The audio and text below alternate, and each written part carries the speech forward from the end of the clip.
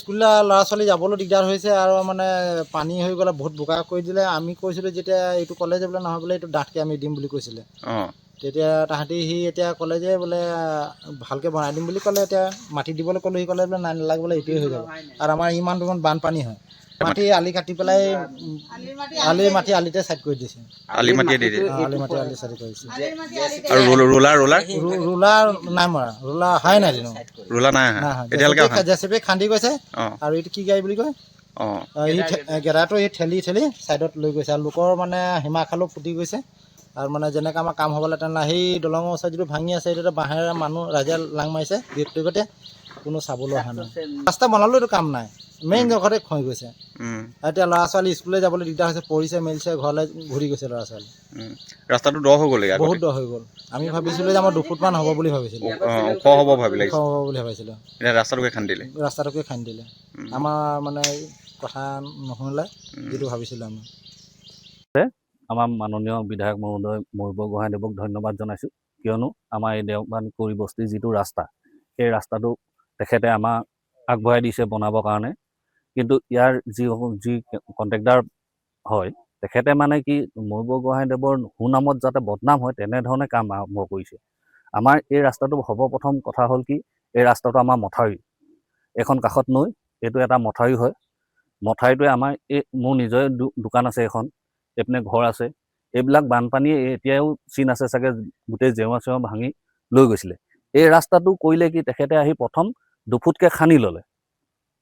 এই ৰাস্তাটো 2 ফুটকৈ খান্দি লৈ এই ৰাস্তাটোৰ যিখিনি মাটি নৈ এইপিনে গৰা খহাই থৈছে তাত পেলাই দিলে। এতিয়া সেই মাটিখিনি আমাৰ ওপৰৰ যিখিনি মাটি আছিলে সেইখিনি তলত পেলাই দিলে, ঘাঁহ থকা মাটিখিনি, যিখিনি মাটিটো ধৰি ৰাখিলে। আৰু ওপৰত ৰোলাৰ নমৰাকৈ শিলগুটি মাৰি দিলে। এখেতে মানে এনেকুৱা ধৰণৰ কাম কৰিছে যিটো চাগে অসমৰ প্ৰথম হ'ব নেকি। ইমান দকৈ খান্দি, নৈ কাষত দকৈ খান্দি, মানে মথাউৰি খান্দি পেলাই এনেকৈ ৰাস্তা বনোৱা। মথাউৰিটো চব জেগাতে দেখোঁ যে মথাউৰি ওখ হয়, কিন্তু এইটো প্ৰথম হয় যিটো মথাউৰি আগত কেঁচা ৰাস্তাটোতকৈ এতিয়া পকা ৰাস্তাটো চাপৰ হ'ব। মানে কিহে খান্দিলে? আপোনাৰ কি প্ৰথমতে জেচিপি লগাই গোটেইখন খান্দি লৈ গেদা লগাই গোটেই মাটিবোৰ ছাইডলৈ পেলাই দিলে। এতিয়া সেই ছাইডলৈ পেলোৱাৰ ক্ষেত্ৰত হ'ল কি, মোৰ যিটো সীমা খাল, এই খালটো পুতিলে। এইপিনে নৈ খহালে, এইপিনে মোক খাল পুতি পেলাই তেখেতে ৰাস্তাটো বনাই যাবলৈ বিচাৰিছে। কিন্তু বনাইছে মোক খালটো পুতিলে, কিন্তু খালটো পুতিলে ঠিক আছে, ৰাইজৰ কাৰণে বা খালটো পুতি দিলে, কিন্তু সেই খালটোতো ৰোলাৰ চলাবলৈ, বিনা ৰোলাৰ আজিলৈকে ইয়াত দেখিয়ে পোৱা নাই আমাৰ এই অঞ্চলটোত। ৰোলাৰ নোহোৱাকৈ যদি মোক খালটো পুতি তেখেতে ৰাস্তাটো বনাই থৈছে, কাইলৈ কি হ'ব? কাইলৈতো ইয়াত ইমানখিনি এই ওচৰতে হাইস্কুল আছে, এই হাইস্কুলখনৰ ল'ৰা ছোৱালী যিসকল পঢ়ে চবতো এক্সিডেণ্ট হৈ এই নৈতে পৰিব। তেতিয়া কোনে ৰিক্স ল'ব? তেখেতে সেই কণ্ট্ৰেক্টদাৰে ল'ব জানো? বা কণ্ট্ৰেক্টদাৰে যদি আমাৰ এই অঞ্চলটোৰ বিষয় লৈ একো নাজানে, তেখেতেতো আমাৰ ৰাইজৰ লগত যোগাযোগ কৰিব লাগিছিলে, সহযোগ বিচাৰিব লাগিছিলে যে এই ৰাস্তাটো কি কৰিম। তেখেতে আমাৰ ৰাইজৰ লগত কথাই নাপাতিলে। এইটো যে মথাউৰি হয়, এতিয়া মথাউৰি হোৱা এই ৰাস্তাটোৰ কাৰণে আমি প্ৰায় 70% বানপানীৰ পৰা হাত সাৰোঁ। এতিয়া বৰপানী যিটো আহিছিলে আমাৰ শিৱসাগৰত দিছোঁ, সেই বৰপানী আমাৰ ঘৰ এআঁঠলৈকে বুঢ়ালে, ঘৰৰ বস্তু নষ্ট কৰিলে। মোৰ সাৰৰ দোকান আছে, সাৰৰ দোকানৰ সাৰ উটি গ'ল। সেই ইমানবোৰ হোৱাৰ পিছত এতিয়া আকৌ এই ৰাস্তাটো আগতকৈ এতিয়া চাপৰ কৰি পেলালে। আৰু তাৰ আকৌ এনেকুৱা চিষ্টেম ৰোলাৰ নাই, এতিয়া মাটি চাগে বৰষুণ পৰিলে আৰু খাহি শেষ হ'ব। এতিয়া তাৰ প্ৰমাণ হিচাপে আপুনি নিজে চাই ল'ব পাৰিব, ইয়াত ভিজুৱেল পাবই আপুনি। এইখিনি চাওক, এই এজাক বৰষুণ দিছে, কালি কিমান ডাঙৰ বৰষুণ দিছে, সেই বৰষুণে ৰাস্তাটো আৰু 2 ফুট খহাই দিলে।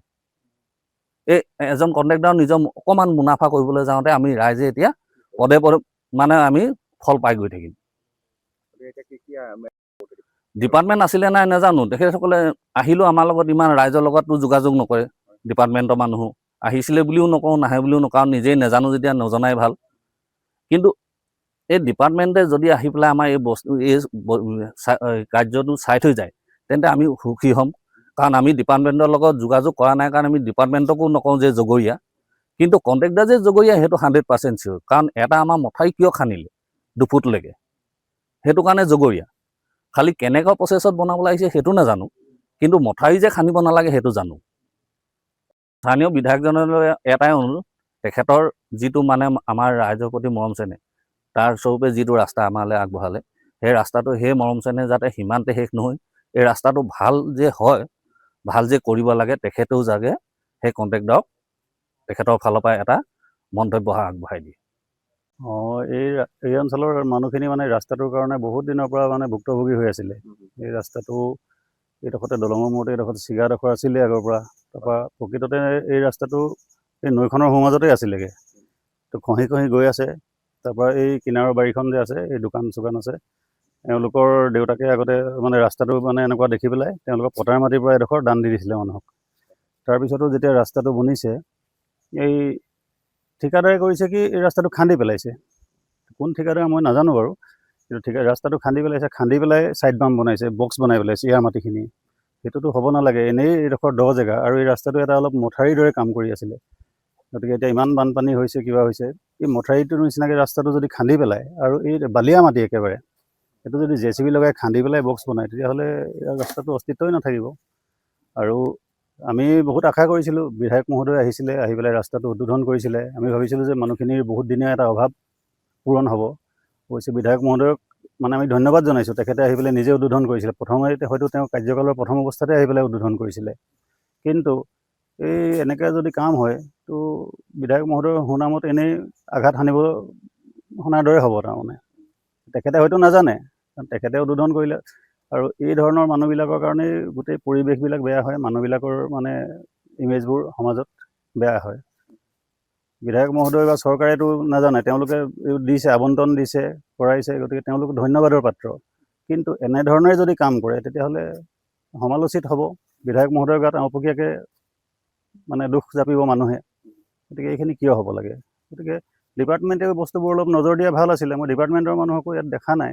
আমিতো স্থানীয় মানুহ হিচাপে আমাৰ চকুৰ আগতে এইখিনি দেখি আছোঁ।